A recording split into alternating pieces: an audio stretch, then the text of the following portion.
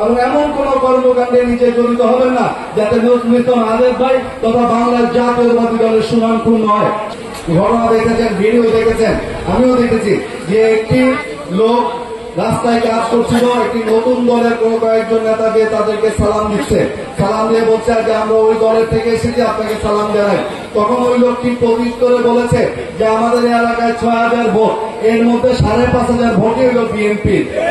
এটাই বাংলাদেশের চিত্র। বাংলাদেশের প্রত্যেকটি অঞ্চলে যেখানেই যাবেন সেখানেই অধিকাংশ মানুষের ভোট হল বিএনপি, যেটা আজকে আমাদের জন্য সবচেয়ে বড় বাধা এবং সমস্যার কারণ হয়ে দাঁড়িয়েছে। অন্যান্য যে রাজনৈতিক দল আছে তারা বিভিন্নভাবে ঐক্যবদ্ধ হয়ে বিএনপির বিরুদ্ধে ষড়যন্ত্র, প্রতিনিয়ত ষড়যন্ত্র করছে। যে কোনো কিছু ঘটলেই বিএনপির উপর চাপিয়ে দেওয়ার, দায় চাপিয়ে দেওয়ার চেষ্টা করছে, ষড়যন্ত্র করছে। সেজন্য আমাদের সবাইকে সতর্ক থাকতে হবে এবং ঐক্যবদ্ধ থাকতে হবে। মনে রাখতে হবে অন্য যে কোনো আওয়ামী লীগ, অন্য যে কোনো দলের নেতা কর্মীর চেয়েও আমার জাতীয়তাবাদী দলের আদর্শের যে সৈনিক, সে আমার কাছে অনেক প্রিয়। যদিও সে আমাকে যদি নাও পছন্দ করে, তারপরও যারা শহীদ রাষ্ট্রপতি জিয়া রহমানের আদর্শ সৈনিক, তাকে বুকে জড়িয়ে ধরার সেই মানসিকতা আমাদের সবার মাঝে লালন করতে হবে। সবাইকে ধন্যবাদ জানিয়ে এবং আড়াইহাজারবাসী দীর্ঘ আন্দোলন সংগ্রামে ব্যাপক ভূমিকা রেখেছেন।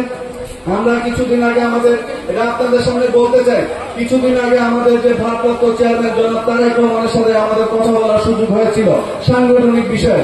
উনি ওই সভায় উনি আমাদেরকে স্পষ্ট করে বলেছেন নারায়ণগঞ্জ জেলার মধ্যে ২,৫০০ থানা বিগত আন্দোলনে সর্বোচ্চ সংখ্যক রাজনৈতিক কর্মসূচিতে অংশগ্রহণ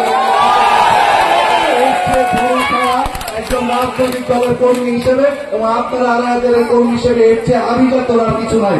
এবং আপনাদের উপরে অনেক কিছু নির্ভর করছে, যেটা আগামী দিনের সুস্থ অবাধ নিরপেক্ষ নির্বাচনের মাধ্যমে যদি বাংলার জাতীয়তাবাদী দল সরকারে অধিষ্ঠিত হয়, তাহলে ২,৫০০বাসীর স্বপ্ন পূরণে নজরুল ইসলাম আজাদ ভাই অনন্য ভূমিকা রাখবেন। সেই জন্য ওনার পাশে থেকে ওনার জন্য দোয়া করবেন এবং এমন কোন কর্মকাণ্ডে নিজে জড়িত হবেন না যাতে নজরুল ইসলাম আজাদ ভাই তথা বাংলার জাতীয়তাবাদী দলের সুনামপূর্ণ হয়। সেই প্রত্যাশা ব্যক্ত রেখে আপনাদের সুস্বাস্থ্য দীর্ঘায়ু কামনা করে বক্তব্য শেষ করলাম। ধন্যবাদ সবাইকে। বাংলা জিন্দাবাদ, বাংলা জাতীয়তাবাদী দল জিন্দাবাদ, শহীদ রাষ্ট্রপতি জিয়া রহমান অমর হোক, দেশনেত্রী বেগম খালেদা জিয়া জিন্দাবাদ, আমাদের অহংকার তারেক রহমান জিন্দাবাদ।